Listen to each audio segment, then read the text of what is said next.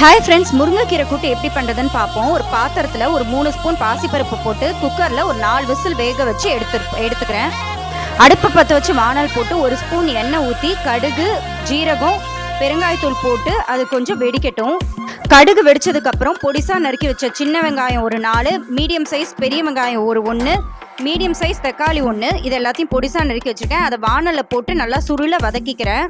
அது வதங்கினதுக்கப்புறம் நல்லா அலம்பின முருங்கைக்கீரையை அதில் போட்டு ஒரு வதக்கிக்கிறேன்.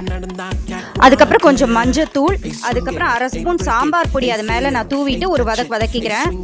அதுக்கப்புறம் அதில் ஒரு டம்ளர் தண்ணி ஊற்றி அடுப்பை சிம்மில் வச்சுட்டு மூடி போட்டுறேன். 1/2 ஸ்பூன் உப்பு போட்டுக்கிறேன். ஏன்னா பார்க்கும்போது முருங்கைக்கீரை நிறையா தெரியுற மாதிரி இருக்கும். நல்லா கொதிச்சு நல்லா வதங்கினதுக்கப்புறம் பார்த்தீங்கன்னா அது ரொம்ப கம்மியாயிடும் முருங்கைக்கீரை. ஸோ நீங்கள் நிறைய உப்பு போட்டிங்கன்னா உப்பு கறிக்க ஆரம்பிச்சிடும். அதனால் கொஞ்சமாகவே போட்டுக்கோங்க.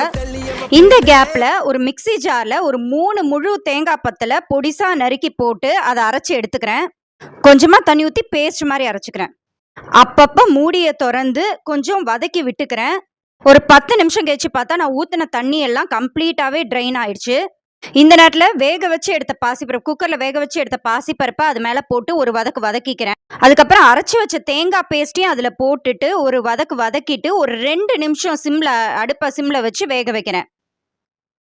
அவ்வளோதான் ஃப்ரெண்ட்ஸ், உடம்புக்கு ஹெல்த்தியான முருங்கைக்கீரை கூட்டு ரெடி ஆயிடுச்சு.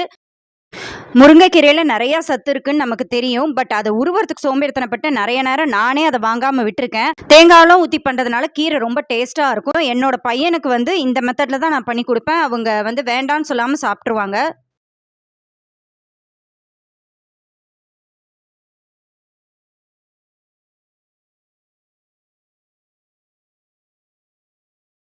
ஓகே ஃப்ரெண்ட்ஸ், இன்னொரு அழகான வீடியோட உங்களை நான் மீட் பண்ணுறேன். அது வரைக்கும் பாய்.